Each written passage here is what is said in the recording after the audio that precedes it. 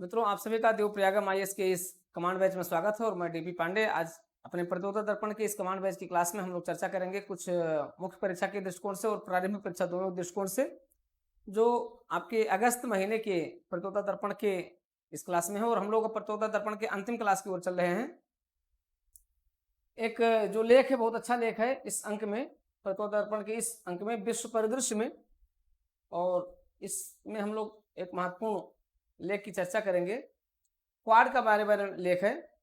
Quad, जैसा कि आप जानते हैं, क्वाड्रिलेटरल सिक्योरिटी डायलॉग्स, 4 देशों का एक संगठन है, समूह है। और यहां से कुछ प्रश्न बन सकते हैं। मेंस के लिए तो प्रश्न यहां से बनेंगे ही बनेंगे, आपके प्रीलिम्स के भी प्रश्न यहां से अक्सर बनते रहे हैं। तो देखिए, 2007 में जापान के प्रधानमंत्री शिंजो आबे ने इसका विचार दिया था और अगले 10 वर्षों तक भारत, ऑस्ट्रेलिया ने इस प्रस्ताव में कोई रुचि नहीं दिखाई। लेकिन जब आवश्यकता हुई तो फिर क्या होता है कि क्वाड आ जाता है। और क्वाड की सक्रियता क्या है, इससे संबंधित बड़ा महत्वपूर्ण ये लेख है। अगर आप देखेंगे क्वाड की सक्रियता का मूल कारण क्या है, तो इसकी पृष्ठभूमि इसमें आती है। वर्ष 1922 के संयुक्त राष्ट्र की महासभा द्वारा पारित समुद्री कानून के अंतर्गत सभी देशों को समुद्री आवागमन की स्वतंत्रता प्रदान कर दी गई।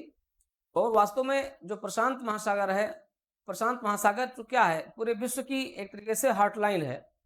और उस प्रशांत महासागर जैसे देशों में किसी भी एक देश का वर्चस्व नहीं होना चाहिए। अगर कोई देश उसमें अपना वर्चस्व बनाने का प्रयास कर रहे हैं तो सभी देशों का यह दायित्व होता है कि वो उस वर्चस्व को रोकने का कार्य करें। और उन्हीं सबको ध्यान में रखते हुए अमेरिका का जो भी उसमें हिंद महासागर और प्रशांत महासागर में वर्चस्व रहा ही है, लेकिन अब उस वर्चस्व को चीन जो है किसी न किसी तरीके से अपने स्वरूप को बढ़ा करके विस्तारित कर रहा है और उसके अमेरिका के वर्चस्व को तोड़ना चाहता है।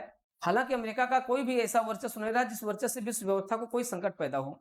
लेकिन अगर चीन का वर्चस्व हो जाता है तो उससे निश्चित रूप से विश्व व्यवस्था में कोई ना कोई संकट उत्पन्न हो सकता है। इसी वर्चस्व को रोकने के लिए विश्व में ऐसी कोई स्थिति ना उत्पन्न होने पाए, अमेरिका ने क्या किया, जापान के इस सुझाव के आधार पर इस हिंद महासागर के महाशक्तियों को आपस में एकत्रित किया। और हिंद महासागर की महाशक्तियों में भारत महत्वपूर्ण है, साथ ही साथ ऑस्ट्रेलिया है। तो भारत, ऑस्ट्रेलिया और फिर आपका जापान और अमेरिका, इन चारों देशों ने मिलकर के अपने क्वाड संगठन की संरचना को आगे बढ़ाया और इसे सक्रियता प्रदान की। यही इसका मुख्य कारण रहा है। ठीक है। 2007 से समुद्री डकैती से सुरक्षा के नाम पर चीन की सेनाएं अरब सागर में विद्यमान है। गत एक वर्ष में ही ताइवान को लेकर अमेरिका और चीन के बीच सैन्य तानातनी भी कई बार बढ़ चुकी है। जहां तक भारत का संबंध, भारत भी चीन के आक्रामक और विस्तारवादी रवैये से चिंतित है। 2017 में चीन ने डोकलाम में अपनी सेनाएं भेजकर भारत को एक तरीके से उकसाया था। 2020 में चीन ने दोबारा लद्दाख क्षेत्र में सैनिक हस्तक्षेप किया। 2020 में चीन के लगभग 60,000 सैनिक भारत सीमा पर तैनात हो गए थे। इन सबको देखते हुए क्वाड का महत्व और भी बढ़ा है भारत के लिए। और भारत के लिए जब इसका महत्व बढ़ा है तो भारत इसमें सक्रियता दिखाना शुरू किया और उसी सक्रियता का फायदा अमेरिका ले रहा है, जो ऑस्ट्रेलिया और जापान को एक मुद्दे पर ला करके और क्या किया है, हिंद महासागर में इन चारों देशों को रखवाले के रूप में तैनात कर दिया। तो आज हिंद महासागर के रखवाले के रूप में क्वाड संगठन की संकल्पना को देखा जा रहा है। इसी को इसमें विस्तारित किया गया है। तो आगे देखते हैं कि बड़ा महत्वपूर्ण है क्वाड के उद्देश्य क्या है। ये आपके मेंस और प्री दोनों के लिए महत्वपूर्ण हो सकता है। मेंस जरूर आप यहां से देखिएगा। क्वाड एक खुले स्वतंत्र हिंद प्रशांत क्षेत्र की स्थापना का पक्षधर है। दूसरे शब्दों में, हिंद प्रशांत क्षेत्र में एक ऐसी नियम आधारित व्यवस्था की स्थापना करना चाहता है जिसमें आवागमन की स्वतंत्रता हो। कैसा आवागमन? सामुद्रिक आवागमन की स्वतंत्रता की बात करता है। इसी प्रकार से हिंद प्रशांत क्षेत्र में ढांचागत सुविधाओं तथा वैकल्पिक वैश्विक आपूर्ति श्रृंखला को बनाए रखना, सदस्य देशों के मध्य उभरते आधुनिक तकनीकी क्षेत्रों में सहयोग प्रदान करना तथा जलवायु परिवर्तन की चुनौतियों के समाधान जैसे विषयों पर भी सहयोग बढ़ाने का ये इच्छुक है। इसी संदर्भ में क्वाड का 5वां शिखर सम्मेलन हुआ है जो 2023 में जापान में हुआ। ठीक है। क्वाड का 5वां शिखर सम्मेलन 20 मई 2023 को जापान के शहर हिरोशिमा में संपन्न हुआ था। इसमें अमेरिका के राष्ट्रपति बाइडेन, भारत के प्रधानमंत्री मोदी जी, ऑस्ट्रेलिया के प्रधानमंत्री अल्बनीज तथा जापान के प्रधानमंत्री किशिदा ने भाग लिया था। ये चारों शासनाध्यक्षों ने अन्य देशों के शीर्ष नेताओं के साथ G7 समूह के शिखर सम्मेलन में भी भाग लेने में अपनी रुचि दिखाई थी। ठीक है। तो इस तरीके से हम देखें तो ये है आपका क्वाड सम्मेलन। और क्वाड सम्मेलन में 5 महत्वपूर्ण दस्तावेजों पर सब जो है समझौता हुआ इस 5वें शिखर सम्मेलन में। क्वाड नेताओं का संयुक्त वक्तव्य तो रहा है। ठीक है। ज्वाइंट स्टेटमेंट क्या रहा है? क्वाड सम्मेलन शिखर के दौरान जारी सभी दस्तावेजों में ये सबसे महत्वपूर्ण दस्तावेज है जिसमें क्वाड देशों के मध्य सहयोग के क्षेत्रों, प्राथमिकता और आगामी कार्यक्रमों को शामिल किया गया है। जिसके साथ क्वाड नेताओं ने हिंद प्रशांत क्षेत्र में खुली स्वतंत्र समेकित नियम आधारित व्यवस्था की स्थापना के लिए अपनी प्रतिबद्धता दोहराई है। देशों की संप्रभुता देखिए, मेंस के लिए बहुत इंपॉर्टेंट है। आप मेंस अगर दे रहे हैं तो आप क्वाड की प्रासंगिकता को जरूर देखिएगा। तो क्षेत्रीय अखंडता पर आधारित व्यवस्था की स्थापना में सभी देशों की भूमिका है। क्वाड के देश अपनी सामूहिक क्षमताओं के प्रयोग द्वारा हिंद प्रशांत क्षेत्र में विकास तथा संपन्नता के लिए प्रयासरत रहेंगे। नेताओं ने माना कि हिंद प्रशांत क्षेत्र में किसी भी प्रकार की व्यवस्था की स्थापना में आसियान केंद्रीय भूमिका होगी। इसमें आसियान के दृष्टिकोण तथा सिद्धांतों को भी अहम स्थान प्रदान किया जाए। अब देखिए, यहाँ पर एक तरीके से दोहरी रणनीति के लिए हैं। आसियान देशों को क्वाड में शामिल करने के पक्ष में दक्षिण चीन सागर पर चीन को घेरने की एक मुहिम है कि अगर क्वाड के देश इसमें शामिल होते हैं तो चीन को दक्षिण चीन सागर में घेरने की जो भारत व अमेरिका की जो नीति है उस नीति को और अधिक विस्तार मिलेगा यहाँ से। तो नेताओं ने माना कि हिंद प्रशांत क्षेत्र में किसी भी प्रकार की व्यवस्था की स्थापना से आसियान केंद्र की भूमिका होगी। क्वाड के देशों प्रशांत महासागर के द्वीपीय देशों की आकांक्षाओं के अनुरूप विकास व संपन्नता में साझेदारी निभाने के लिए प्रतिबद्ध हैं। क्वाड देशों ने हिंद महासागर के क्षेत्र में सहयोग बढ़ाने पर बल दिया। इस संबंध में हिंद महासागर रिम एसोसिएशन IORA की महत्वपूर्ण भूमिका को रेखांकित किया गया है। क्वाड के सकारात्मक और व्यवहारिक एजेंडा में निम्नलिखित प्राथमिकताओं को शामिल किया गया है। हिंद प्रशांत क्षेत्र में जलवायु परिवर्तन की चुनौतियों और तमाम आर्थिक एवं सामाजिक समस्याओं को जन्म दे सकती है। इसके लिए क्वाड देश क्लीन एनर्जी के स्रोतों के विकास में सहयोग करेंगे। इस क्षेत्र में संयुक्त राष्ट्र के टिकाऊ विकास लक्ष्यों को प्रभावी ढंग से प्राप्त करने पर भी बल दिया गया है। क्वाड देश हिंद प्रशांत क्षेत्र में क्लीन एनर्जी आपूर्ति श्रृंखला के विकास का प्रयास करेंगे और क्लीन एनर्जी आपूर्ति श्रृंखला में यातायात एवं आवागमन के ऐसे साधनों को विकसित किया जाएगा जो स्वच्छ एनर्जी पर आधारित होगा। यह भी इनकी बड़ी महत्वपूर्ण रुचि है। क्वाड हिंद प्रशांत क्षेत्र में स्वास्थ्य सुरक्षा की मजबूती देने के लिए भी प्रतिबद्ध है और इस संबंध में कोविड महामारी के समाधान के लिए क्वाड वैक्सीन साझेदारी की भूमिका का भी इसमें उल्लेख किया गया है। क्वाड देश में इस क्षेत्र में जलवायु परिवर्तन के प्रभावों के अनुकूल गुणवत्तापूर्ण ढांचागत सुविधाओं के विकास का भी प्रयास करेंगे। इसमें डिजिटल ढांचागत सुविधाओं के विकास को भी शामिल किया गया है। क्वाड देश सुरक्षित साइबर स्पेस के विकास में भी सहयोग करेंगे। इससे हिंद प्रशांत क्षेत्र में साइबर सुरक्षा और भी अधिक मजबूत होगी। क्वाड देशों द्वारा 2022 में शुरू किए गए मैरीटाइम डोमेन अवेयरनेस कार्यक्रम को भी आगे बढ़ाया जाएगा जिससे इस क्षेत्र में शांति सुरक्षा को स्थापित किया जा सके। क्वाड सम्मेलन के दौरान वैश्विक एवं क्षेत्रीय मुद्दों पर भी विचार विमर्श किया गया। ठीक है, अब ये वैश्विक और क्षेत्रीय मुद्दे इस रूप में क्या हैं, इसके साथ शामिल हुए हैं। तो क्वाड का बड़ा महत्व है और क्वाड किस तरीके से वैश्विक व्यवस्था को प्रभावित कर रहा है, जरूर आप इसके माध्यम से, इस लेख के माध्यम से इसको जानने का प्रयास कीजिएगा। तो बड़ा महत्वपूर्ण लेख इसमें दिया गया है। चलिए आते हैं भारत व यूरोपीय संघ संबंध, नई जटिलताएं। देखिए, भारत के लिए जटिलताएं तो हैं क्योंकि यूरोपीय संघ में यूरोपीय संघ की जो भागीदारी है भारत के साथ, व्यापारिक भागीदारी है, सामूहिक भागीदारी है, वाणिज्य भागीदारी है, रणनीतिक भागीदारी, सारी भागीदारी बहुत महत्वपूर्ण है क्योंकि भारत के मुख्य जो स्ट्रेटेजिक पार्टनर्स देश हैं इसमें आपका जर्मनी है, आपका अमेरिका जो है फ्रांस है। तो ये देश तो मुख्य धुरी ही है, लेकिन रूस को लेकर के और जिस तरीके से यूरोपीय संघ में तनातनी बनी हुई है, भारत को यूरोपीय संघ के साथ संबंधों को बनाने में बड़े ही कठिन धार पर चलने जैसा है। क्यों? क्योंकि रूस को हम दरकिनार नहीं कर सकते हैं। रूस के हितों को भी हमें यूरोपीय संघ के साथ भागीदारी और सहयोग बढ़ाने के साथ हमें रूस के हितों को भी ध्यान में रखना होगा। तो वही है, इसी पर आधारित है ये लेख। भारत और यूरोपीय संघ के संबंध में नई जटिलताएं क्या क्या आई हैं, इन नई जटिलताओं के बारे में इसमें कहा गया है। ठीक है, आते हैं थोड़ा सा देख लेते हैं। यूरोपीय संघ क्या है? यूरोप के 27 देशों का एक क्षेत्रीय संगठन है जिसका उद्देश्य यूरोप में आर्थिक सहयोग और एकीकरण के माध्यम से विकास को बढ़ावा देना है। ठीक है, विश्व युद्ध के बाद, विशेषकर वैश्वीकरण के बाद, विश्व के क्षेत्रों में क्षेत्रीय सहयोग संगठनों के स्थापना के क्रम में अगर हम देखें तो आसियान, सार्क, अफ्रीकी यूनियन, एससीओ जैसे प्रमुख रहे हैं। उसमें सब में महत्वपूर्ण रहा है आपका यूरोपीय यूनियन रहा है। तो यूरोपीय यूनियन की महत्ता अपने आप में क्या है? स्वयं सिद्ध है।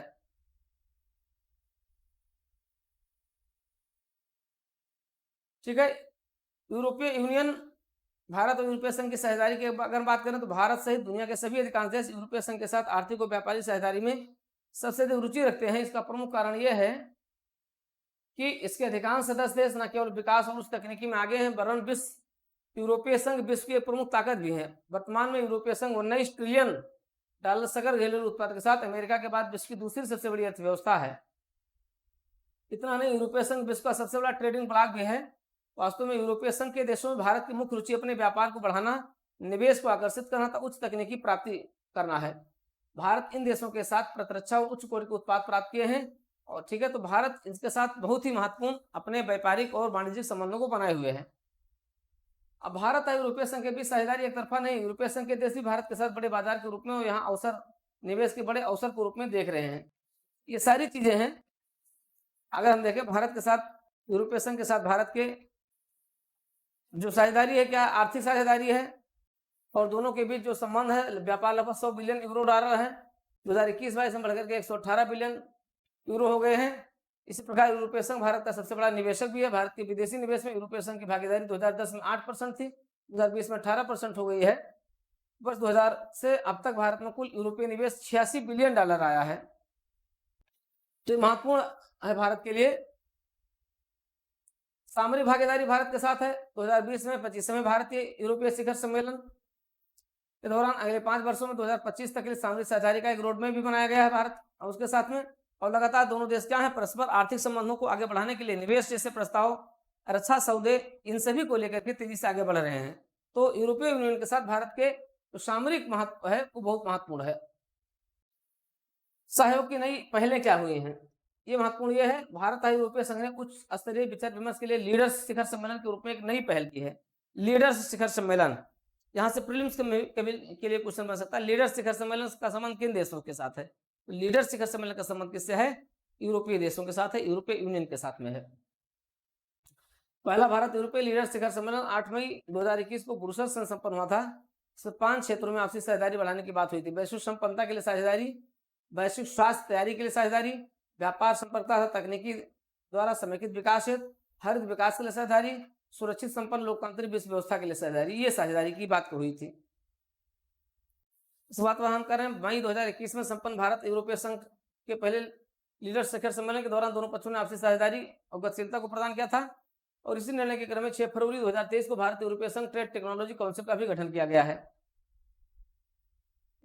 ठीक है, पहली बैठक मई 2023 में हुई है। भारत यूरोपीय संघ ट्रेड एवं टेक्नोलॉजी काउंसिल की पहली बैठक 16 मई 2023 को बेल्जियम की राजधानी ब्रुसेल्स में हो चुकी है। तो दोनों पक्षों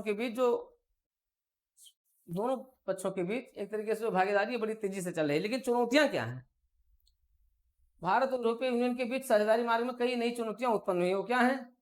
भारत और यूरोपीय संघ के बीच व्यापारिक साझेदारी के मार्ग में सबसे बड़ी चुनौती 2030 में यूरोपीय संघ द्वारा घोषित व्यापार की नई नीति है, जिसे कार्बन बॉर्डर एडजस्टमेंट मैकेनिज्म के रूप में जाना जाता है। इस नीति के अंतर्गत दूसरे देशों से यूरोपीय संघ में निर्यात किए जाने वाले उन उत्पादों पर कस्टम शुल्क के साथ साथ कार्बन टैक्स भी लगाया जाएगा। अब कार्बन टैक्स की बात हुई, जिन वस्तुओं के उत्पादन में देशों में अधिक कार्बन उत्सर्जन होता है, ऐसी वस्तुओं में सीमेंट उत्पाद, एल्यूमिनियम आदि उत्पाद भी शामिल है। इसका परिणाम यह होगा कि भारत ने यूरोप को इन वस्तुओं का निर्यात महंगा हो जाएगा। तो कार्बन टैक्स लगाया जाना दोनों देशों के बीच एक बड़ी चुनौती पैदा हुई है।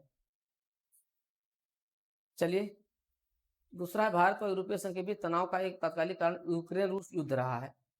ठीक है, रूस यूक्रेन युद्ध में दोनों पक्षों का विरोधी दृष्टिकोण है। यूरोपीय संघ के देशों ने यूक्रेन का पक्ष लिया है तथा रूस को इस युद्ध में आक्रमणकारी घोषित किया गया है।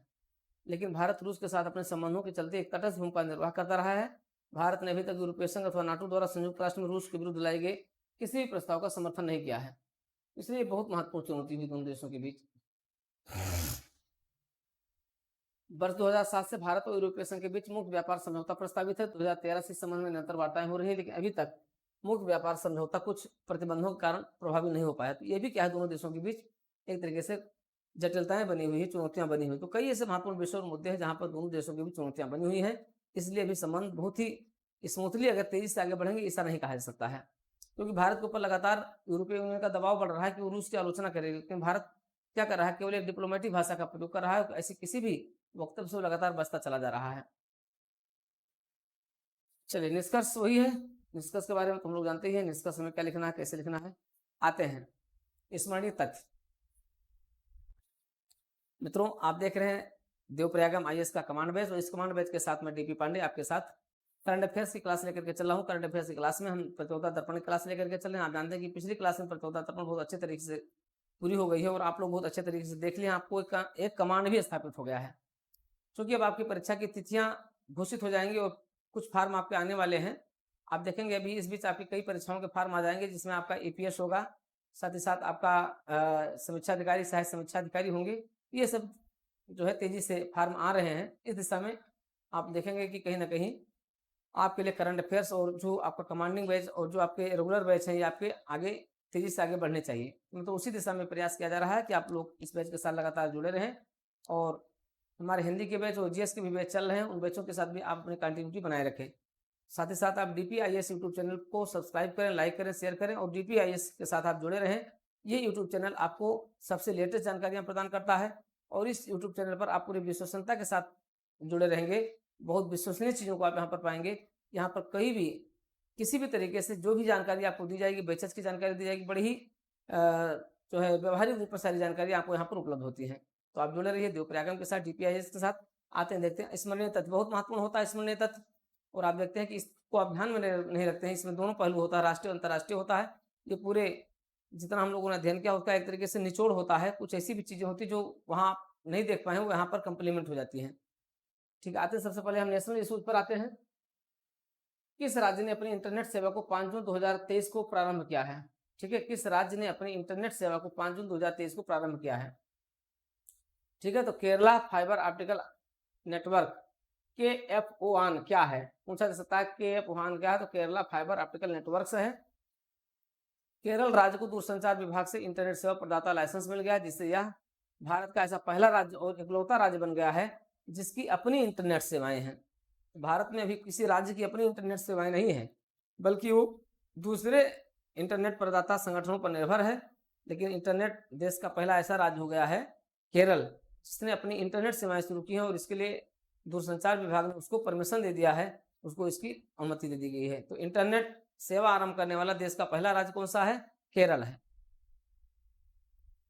राष्ट्रपति द्रौपदी मुर्मू को किस राष्ट्र के सर्वोच्च नागरिक पुरस्कार grand order of the chain of the yellow star से 5 जून 2023 को अलंकृत किया गया? सूरीनाम।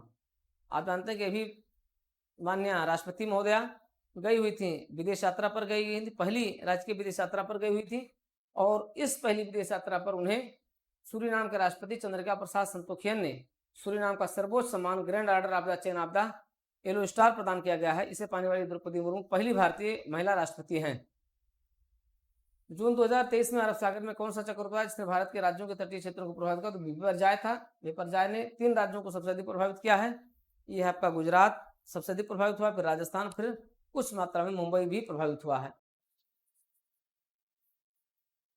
मछुआरे समुदाय के कल्याण और तटीय विकास के लिए कौन सी परिक्रमा यात्रा का 7वां चरण केरल के मडक्कर से 8 जून 2023 से प्रारंभ किया? सागर परिक्रमा। सागर परिक्रमा क्या है? सागर परिक्रमा एक ऐसी परिक्रमा यात्रा है जिसमें मछुआरे समुदाय के कल्याण और तटीय विकास के लिए केरल के मडक्करा से ये प्रारंभ हुआ है सागर परिक्रमा। ठीक है, सागर परिक्रमा यात्रा सरकार द्वारा लागू की गई मत्स्य संबंधी योजनाओं कार्यक्रमों के बारे में हितग्राही समूहों तक जानकारी पहुंचाकर और मत्स्य पालक समूह से संपर्क करके संबंधित हितधारकों की एकजुटता को प्रस्तुत करना है। भारत का किन राष्ट्रों के साथ समुद्री साझेदारी अभ्यास का पहला संस्करण ओमान की खाड़ी में 7 से 8 जून 2023 को संपन्न हुआ? तो फ्रांस और संयुक्त अरब अमीरात के साथ। भारत का फ्रांस और संयुक्त अरब अमीरात के साथ जो है समुद्री साझेदारी अभ्यास का पहला संस्करण भी ओमान की खाड़ी में किया गया है। 7 से 8 जून 2023 को संपन्न हुआ है। ठीक है, इसमें भारत के INS तर्कस और फ्रांसीसी जहाज सरकौफ, फ्रेंच राफेल विमान और संयुक्त अरब अमीरात के नौसेना समुद्री गश्ती विमान ने इसमें भाग लिया है। ठीक है, तो ये इंपॉर्टेंट पॉइंट है। इसमें भाग लिया है किसने? INS तर्कस भाग लिया, फ्रांसीसी जहाज सरकौफ और फ्रेंच राइफल विमान। भारतीय राइफल नहीं शामिल हुआ है इसमें, फ्रेंच राइफल विमान शामिल हुआ है और संयुक्त अरब अमीरात की नौसेना समुद्री गश्ती विमान शामिल हुआ है। नई पीढ़ी की किस बैलिस्टिक मिसाइल रक्षा अनुसंधान DRDO द्वारा 7 जून 2023 को उड़ीसा के तट पर APJ कलाम समूह द्वीप से सफलतापूर्वक उड़ान परीक्षण किया गया? यह है अग्नि प्राइम। अग्नि प्राइम नामक बैलिस्टिक मिसाइल का DRDO द्वारा 7 जून 2023 को उड़ीसा के समुद्री तट पर सफलतापूर्वक उड़ान परीक्षण किया गया है। ठीक है, उड़ान परीक्षण किसका किया गया? ये कौन है? अग्नि प्राइम। नई बैलिस्टिक मिसाइल है अग्नि प्राइम। 2 जून 2023 को कोरोमंडल एक्सप्रेस बंगलुरु हावड़ा एक्सप्रेस और मालगाड़ी कहाँ टकराई थी? बालासोर उड़ीसा पर। जून में 3 दिवसीय राष्ट्रीय विधायक सम्मेलन भारत 2023 का आयोजन कहाँ किया गया? तो विभिन्न राज्य विधानसभाओं द्वारा समर्थित राष्ट्रीय विधायक भारत सम्मेलन 2023 में 15 से 17 जून तक आयोजित किया गया। MIT स्कूल ऑफ गवर्नेंस, ठीक है, MIT स्कूल ऑफ गवर्नेंस, अतुल्य भारत निर्माण फाउंडेशन और भारतीय छात्र संसद ने संयुक्त रूप से इस सम्मेलन का आयोजन किया था। ठीक है। नई दिल्ली में 3 मूर्ति परिसर में स्थित Nehru memorial museum and library society का नाम बदलकर क्या कर दिया गया है? प्रधानमंत्री संग्रहालय और लाइब्रेरी सोसाइटी कर दिया गया है। इसका नया नाम किया गया है Nehru memorial museum and library society का नाम बदलकर प्रधानमंत्री संग्रहालय और लाइब्रेरी सोसाइटी कर दिया गया है। ठीक है। इसमें प्रधानमंत्रियों के संग्रहालय के निर्माण की परियोजना के प्रस्ताव को मंजूरी दी थी। परियोजना पूरी हो गई है और 21 अप्रैल 2022 से इसे आम जनता के लिए खोल दिया गया है। भारतीय नौसेना ने कौन सा मोटरसाइकिल अभियान दोपहिया और तिपहिया वाहनों की प्रतिष्ठित निर्माता मेसर्स TVS मोटर्स के साथ साझेदारी की है? ये जुले लद्दाख, हेलो लद्दाख। भारतीय नौसेना ने लद्दाख में नौसेना सेवा के बारे में जागरूकता बढ़ाने और वहां के युवाओं और नागरिक समाज को जोड़ने के लिए आउटरीच कार्यक्रम जुले लद्दाख या हेलो लद्दाख आयोजित किया है। भारतीय स्पेस एजेंसी इसरो के किस ड्रीम प्रोजेक्ट के लिए चंद्र मिशन को जुलाई 2030 में लॉन्च किया गया है? यह है चंद्र मिशन, चंद्रयान 3।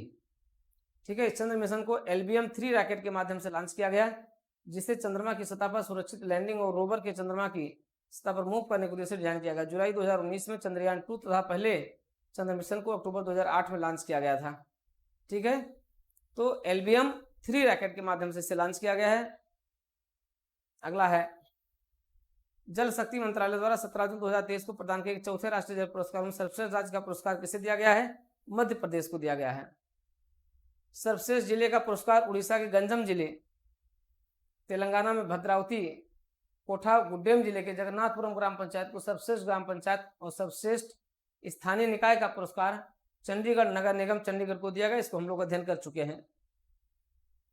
2021 का गांधी शांति पुरस्कार संस्कृति मंत्रालय ने किसे दिए जाने की घोषणा की है? गीता प्रेस गोरखपुर, जिसे प्रधानमंत्री नरेंद्र मोदी द्वारा प्रदान किया गया। ठीक है। प्रधानमंत्री मोदी की अध्यक्षता वाली जूरी ने 18 जून 2023 को विचार विमर्श के बाद सर्वसम्मति से गीता प्रेस गोरखपुर को गांधी शांति पुरस्कार दिए जाने की घोषणा की गई थी।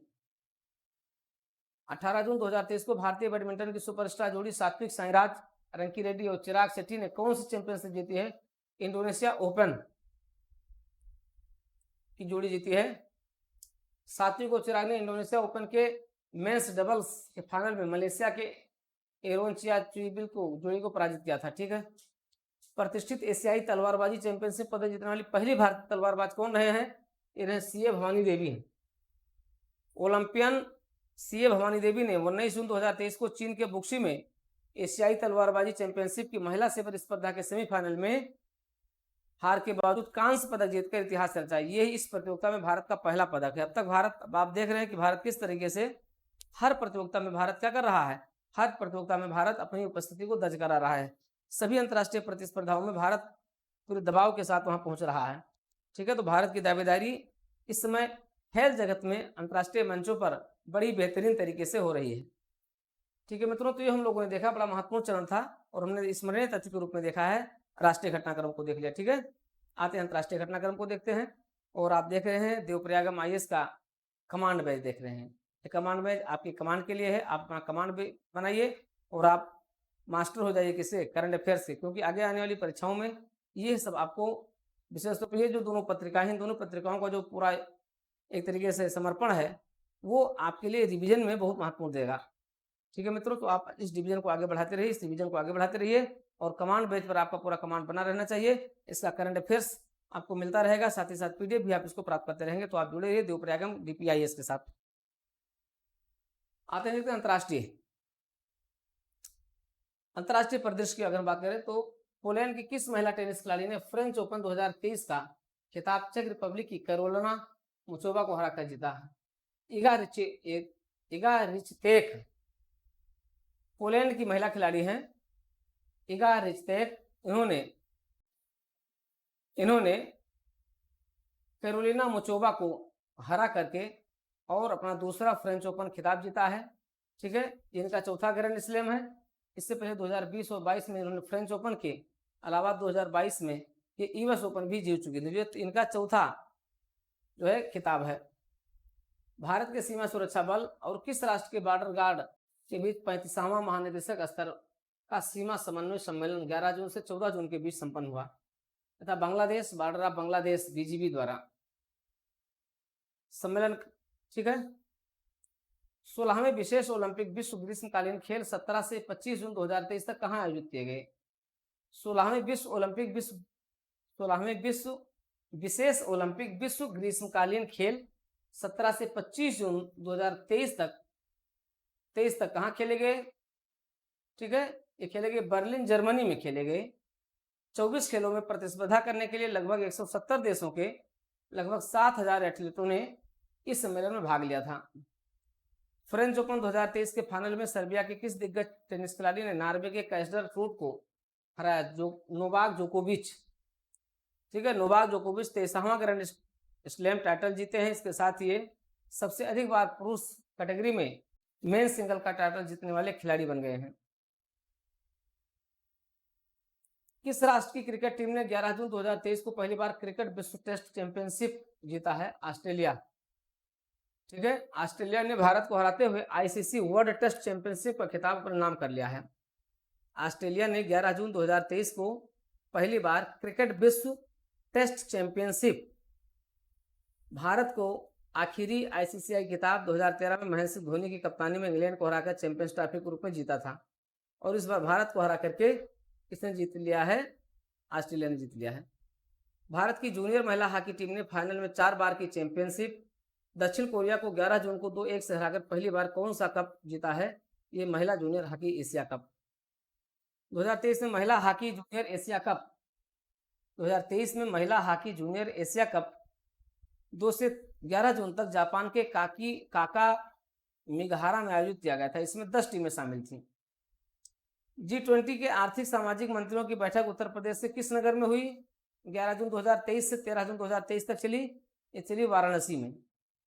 G20 के आर्थिक और सामाजिक विकास मंत्रियों की महत्वपूर्ण बैठक 11 जून से 13 जून 2023 को वाराणसी में हुई। विदेश मंत्री एस जयशंकर ने इस बैठक की अध्यक्षता की थी और प्रधानमंत्री नरेंद्र मोदी ने वीडियो कॉन्फ्रेंसिंग के जरिए इसको संबोधित किया था। G20 राष्ट्रों के सिविल सोसाइटी ऑर्गेनाइजेशन सीएसओ के सिविल मंच की बैठक 2 जून 2023 में कहाँ हुई? नामसाई अरुणाचल प्रदेश में हुई। इंपॉर्टेंट पॉइंट है ये। G20 राष्ट्रों के सिविल सोसाइटी ऑर्गेनाइजेशन के मंच सिविल 20 की बैठक जून 2023 में नामसाई अरुणाचल प्रदेश में संपन्न हुई। इसमें प्रतिभागियों ने संगोष्ठी के दौरान सांस्कृतिक विविधता को बढ़ावा देने, समान प्रतिनिधित्व को लाने और समावेशी नीतियों के निर्माण सहित अनेक विषयों पर विचार विमर्श किया। संयुक्त राष्ट्र महासभा ने जून 2023 में किसके सम्मान में एक नई स्मारक दीवार स्थापित करने संबंधी भारत द्वारा लाए गए प्रस्ताव को स्वीकार किया है? यह शहीद हुए शांति सैनिकों के सम्मान में। भारत द्वारा शहीद हुए शांति सैनिकों के सम्मान में एक नई स्मारक दीवार स्थापित करने संबंधी प्रस्ताव को संयुक्त राष्ट्र महासभा में पेश किया था। इस प्रस्ताव को रिकॉर्ड 190 सह प्रयोजन के साथ इसको स्वीकार कर लिया गया। चेन्नई में 17 जून 2023 को शीर्ष रैंकिंग वाली किस टीम ने फाइनल में मलेशिया को 2-1 से हराकर SGGWSS स्क्वाश विश्व कप का खिताब जीता है? मिस्र की है, मिस्र की शीर्ष रैंकिंग वाली टीम ने। तो ठीक है, भारत सेमीफाइनल में, ठीक है, भारत सेमीफाइनल में मलेशिया से हारने के बाद जापान के साथ संयुक्त रूप से तीसरे स्थान पर रहा। 13 जून से शुरू हुई इस चैंपियनशिप में 8 देशों ने भाग लिया था। प्रधानमंत्री नरेंद्र मोदी 21 जून 2023 को अंतर्राष्ट्रीय योग दिवस पर कहां होने वाले समारोह में शामिल हुए? संयुक्त राष्ट्र संघ के समारोह में शामिल हुए। अंतर्राष्ट्रीय योग दिवस की अवधारणा पर पहली बार पीएम 27 सितंबर 2014 को संयुक्त राष्ट्र महासभा में अपने भाषण के दौरान रखे थे। महासभा ने 11 दिसंबर 2014 को यह घोषणा की थी कि 21 जून को अब अंतर्राष्ट्रीय योग दिवस के रूप में मनाया जाएगा और 2015 को 21 जून 2015 को पहली बार विश्व योग दिवस दुनिया भर में मनाया गया था। 2023 क्रिकेट एशिया कप की मेजबानी संयुक्त रूप से किसे प्रदान की गई थी? पाकिस्तान और श्रीलंका को प्रदान की गई थी। ये 31 अगस्त से 17 सितंबर 2023 तक खेला जाएगा। श्रीलंका डिफेंडिंग चैंपियनशिप है। नेपाल पहली बार इस क्वालिफाई करने के बाद एसीसी एशिया में पदार्पण करेगा। ठीक है, peace prize of the German book trade peace prize of the German book trade ने किस ब्रिटिश अमेरिकी मशहूर लेखक को साहित्यिक कार्यों और विपरीत परिस्थितियों में उनके संकल्प तथा पॉजिटिव नजरिए के लिए जर्मनी का शांति पुरस्कार देने की घोषणा की है? यह सलमान रुश्दी है।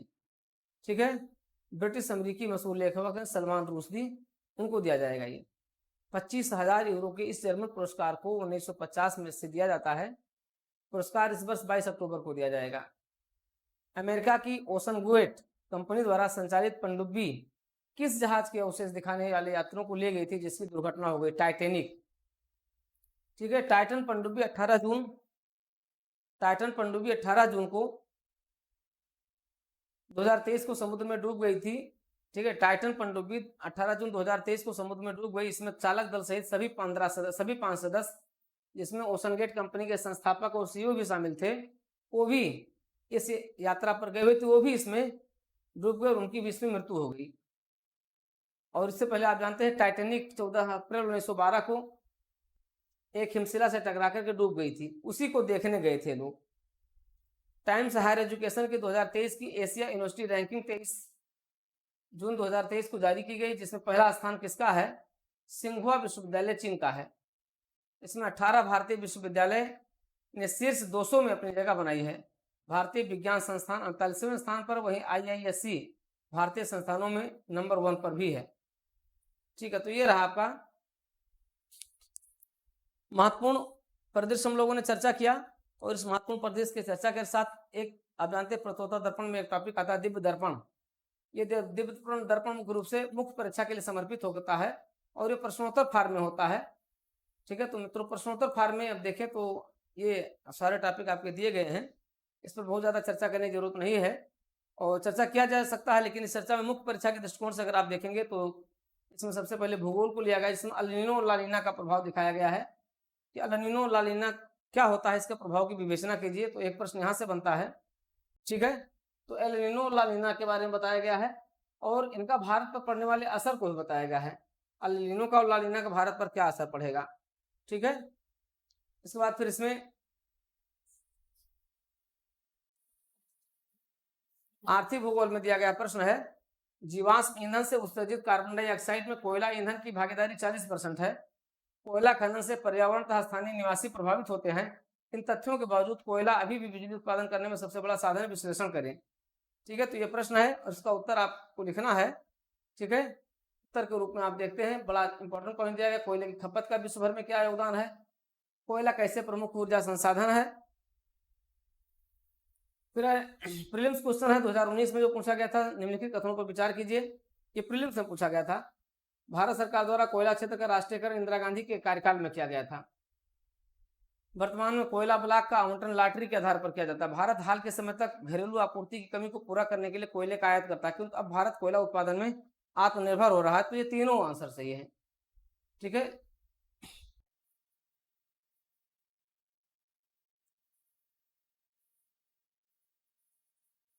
तो 2 आंसर तो इसमें सही है, पहला और दूसरा सही, लेकिन भारत हाल के समय तक घरेलू आपूर्ति कमी को पूरा करने के लिए कोयले का आयात करता था, किंतु अब भारत कोयला उत्पादन में आत्मनिर्भर भाई हुआ नहीं, लेकिन होने की ओर अग्रसर है।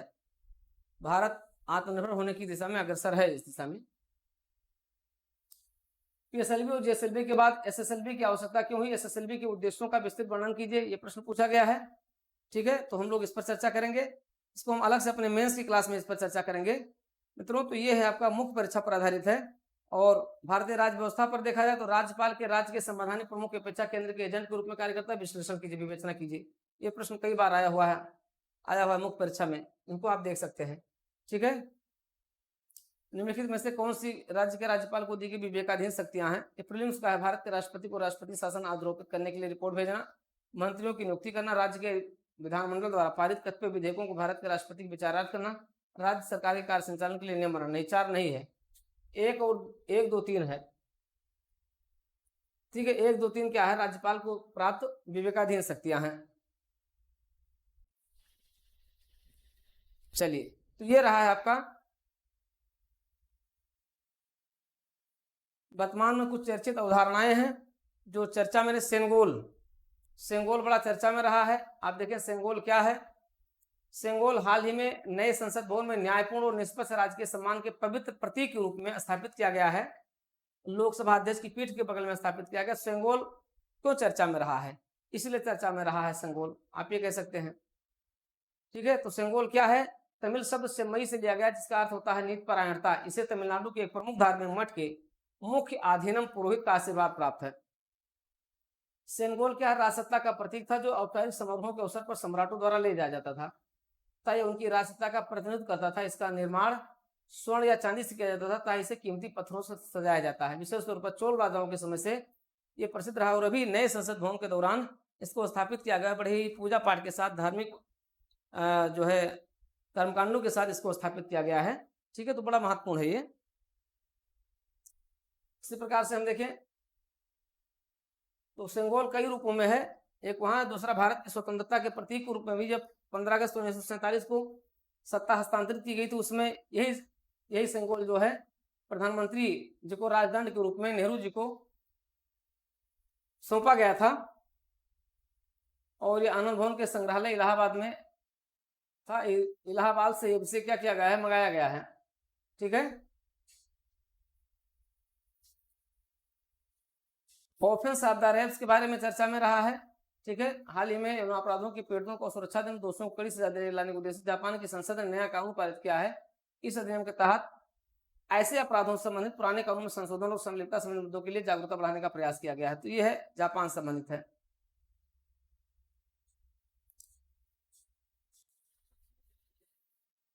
चलिए, बहुत ज्यादा यहाँ से प्रश्न आपके लिए बहुत इंपॉर्टेंट नहीं है, ला के लिए प्रश्न यहाँ पे इंपॉर्टेंट हो सकते हैं।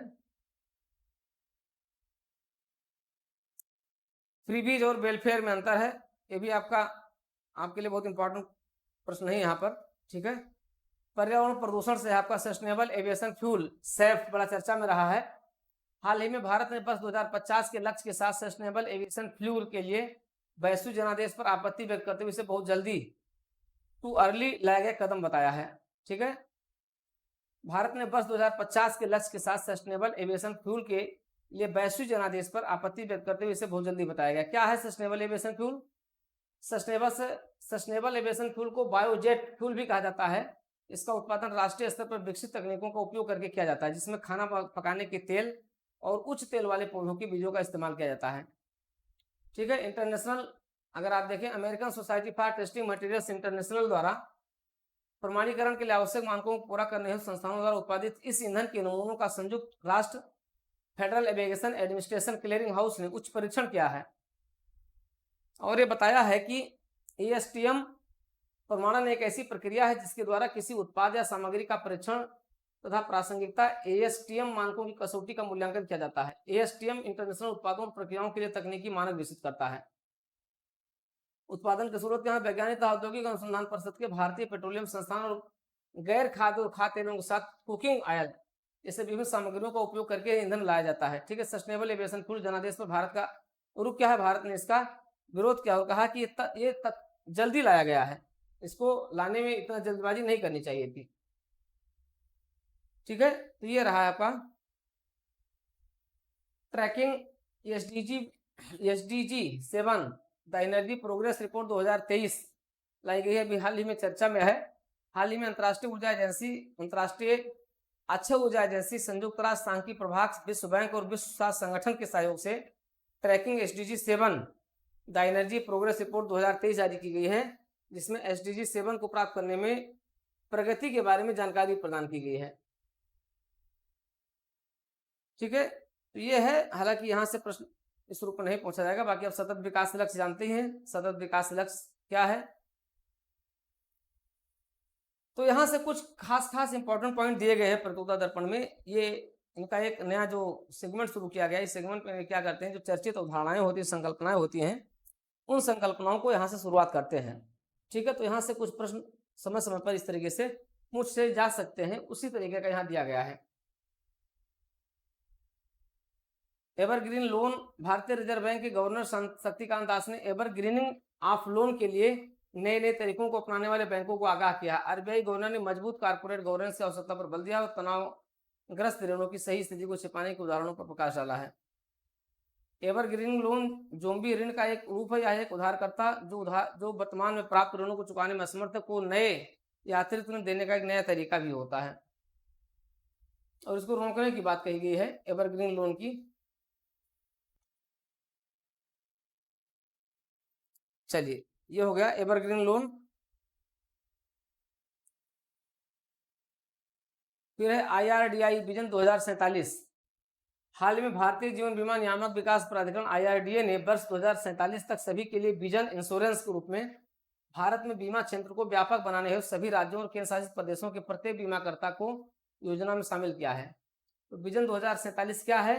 ये RDA, ठीक है, इरडा का एक वर्ष 2047 तक सभी को विजन इंश्योरेंस के रूप में लाए जाने का एक महत्वपूर्ण प्रस्ताव है। 2047 तक सभी के लिए बीमा सुनिश्चित करने का एक लक्ष्य है इरडा का। तो बीमा ट्रिनिटी क्या है? क्या है? एक एकीकृत प्लेटफॉर्म जो बीमाकर्ताओं और वितरकों को जोड़ता है और एक सुविधाजनक पोर्टल में ग्राहकों के लिए नीतिगत खरीदारी तथा सेवा अनुरोध एवं दावों के निपटान को सरल बनाता है। बीमा विस्तार यह एक व्यापक पॉलिसी है जो जीवन, स्वास्थ्य, संपत्ति और दुर्घटनाओं को कवर करती है। यह प्रत्येक जोखिम से ऋण के लिए परिभाषित लाभ प्रदान करती है। इसमें सर्वेक्षण की आवश्यकता नहीं होती है। ठीक है, ये सारी चीजें हैं स्तंभ। ठीक है मित्रों, तो ये इस तरीके से आप देखोगे लगातार इसमें ढेर सारे मुख्य परीक्षा की दृष्टि से और प्रारंभिक परीक्षा के दृष्टिकोण से इसमें सब प्रस्तुत किए गए हैं। ठीक है, इस तरीके से अब आप देखोगे इसी बैच के साथ अब हमारा हिंदी का भी बैच और संविधान का भी बैच कंटिन्यू हो रहा है। उसके साथ आप लोग जुड़े रह करके और अपने इस क्लास को कंटिन्यू कर सकते हैं। तो आज की क्लास यहीं तक पूरी होती है। इसी के साथ प्रतियोगिता दर्पण का ये अंक पूरा हो जाता है और हम प्रतियोगिता दर्पण के अगले अंक में, अगले क्लास में हम चर्चा करेंगे किस पर? जो MCQ क्वेश्चन जो अब तक पूछे गए, जो करंट अफेयर्स हुआ उस पर जो MCQ क्वेश्चन होगा उसको हम लोग देखेंगे मित्रों। तो ये क्लास प्रतियोगिता दर्पण पूरी हो गई है और अब हम लोग इसके प्रश्नों पर चर्चा करेंगे।